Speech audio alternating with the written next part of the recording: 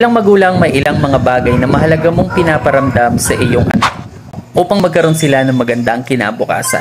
Maging responsableng individual. Narito ang ilan sa mga ito. Number 1, pagmamahal at pag-unawa.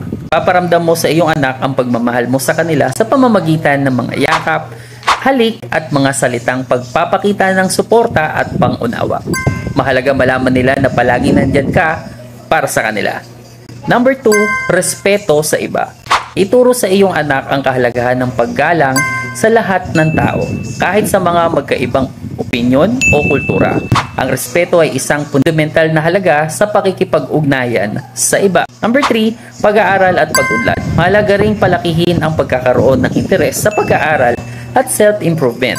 Maaari mong iparamdam sa kanila na ang edukasyon ay susi ng magandang kinabukasan.